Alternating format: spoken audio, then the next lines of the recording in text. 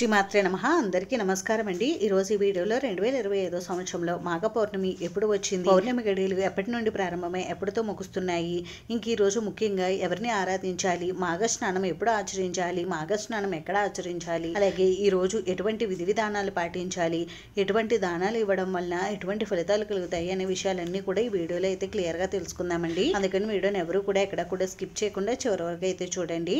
అలాగే మన ఛానల్ని ఎవరైనా ఫస్ట్ టైం చూస్తూ ఉంటే ప్లీజ్ తప్పకుండా అయితే సబ్స్క్రైబ్ చేసుకోండి. మాసాలలో కార్తీక మాసానికి మించిన మాసం లేదని చెప్తామండి. కార్తీక మాసం ఎంత ప్రాముఖ్యతను కలిగి ఉంటుందో అలాగే మాఘమాసం కూడా అంతే ప్రాముఖ్యతను అయితే కలిగి ఉంటుంది.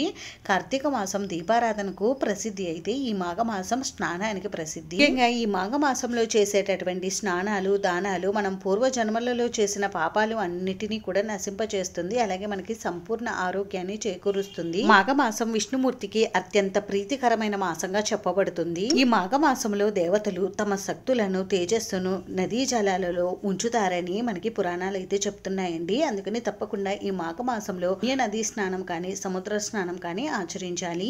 మీకు ఒకవేళ ఈ మాఘమాసం నెల రోజులు నదీ స్నానం చేయడం కుదరకపోతే ఈ మాసంలో వచ్చే పౌర్ణమి తిథి రోజు, చతుర్దశి తిథి రోజు, ఏకాదశి రోజు మీరు స్నానం ఆచరించిన విశేషమైనటువంటి ఫలితాలు కలుగుతాయి. మనం పూర్వజన్మల్లో చేసిన పాపాలన్నీ కూడా నశిస్తాయి. ఈ మాఘమాసంలో వచ్చే పౌర్ణమినే మాఘ పూర్ణిమ లేదా మహామాఘి అని పిలుస్తారు. ఈ మాఘ పౌర్ణమికి చాలా విశేషత అయితే ఉందండి. ఈ రోజున నదీ జలాల్లో గంగాదేవి శ్రీమన్నారాయణుడు నివాసం ఉంటారని మనకి పురాణాలు అయితే చెప్తున్నాయి. అందుకని ఈ రోజు తప్పకుండా మాఘ స్నానం ఆచరిస్తే చాలా మంచిది. ఇంకా ఈ మాఘ పౌర్ణమి రోజునే బండాసురుడిని వధించడం కోసం లలితా పరమేశ్వరి అమ్మవారు జన్మించారని, అందుకే ఈ రోజు లలితా జయంతి అని కూడా పిలుస్తూ ఉంటారు.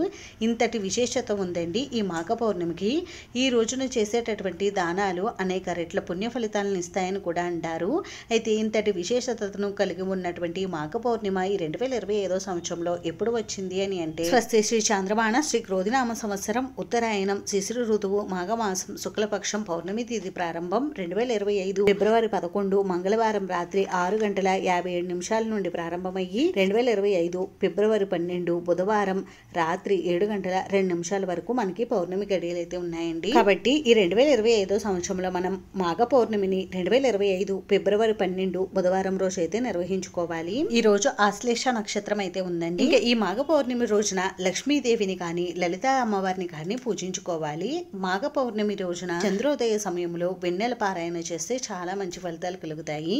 ఇంక ఈ రోజున తప్పకుండా క్షీర దీపారాధన చేసుకోవడం వల్ల మంచి ఫలితాలు కలుగుతాయి. ఇంకా ఈ మాఘ పౌర్ణమి రోజున సూర్యోదయానికంటే ముందుగానే మాఘ స్నానం ఆచరించాలి. ఈ మాఘ పౌర్ణమి రోజున పుణ్య నదుల్లో కానీ సముద్ర స్నానం కానీ ఆచరిస్తే విశేషమైన ఫలితాలతో పాటుగా సంపూర్ణ ఆరోగ్యం కలుగుతుంది. ఇప్పుడు మనకి మహాకుంభమేళా ఉంది కాబట్టి మహాకుంభమేళాలో కూడా స్నానం ఆచరిస్తే చాలా మంచిదని మన పండితులు చెప్తున్నారు. మాఘ స్నానం పూర్తయిన తర్వాత సూర్య భగవానుడికి అర్ఘ్యం సమర్పించాలి. తదుపరి విష్ణాలయానికి కానీ శివాలయానికి కానీ వెళ్లి అక్కడ ప్రత్యేకమైన పూజలు నిర్వహించుకుని ఆ తర్వాత మీకు తోచినంతలో లేని వారికి సహాయం చేయాలి. ఈ రోజున గొడుగు నువ్వులు దానం చేయడం వల్ల మనం చేసినటువంటి సమస్త పాపాలన్నీ కూడా నశించి అశ్వమేధ యాగం చేసినంత ఫలితం కలుగుతుందని సాక్షాత్తు శ్రీకృష్ణ పరమాత్మ ధర్మరాజుతో చెప్పినట్టుగా మనకి పురాణాలు అయితే చెప్తున్నాయి. మాఘ పౌర్ణమి రోజున అమ్మవారికి పూజను సాయంత్రం 5:30 నుండి 7 గంటల లోపు నిర్వహించుకోవాలి. సాయంత్రం పూజ చేసుకోవడం కుదరలేని వారు ఉదయం వేళల్లో పూజ చేసుకోవచ్చండి. అంతేనండి. చూసారు కదా, ఈ వీడియో మీకు నచ్చితే ప్లీజ్ లైక్ చేసి షేర్ చేసి సబ్స్క్రైబ్ చేసుకోండి. Thanks for watching.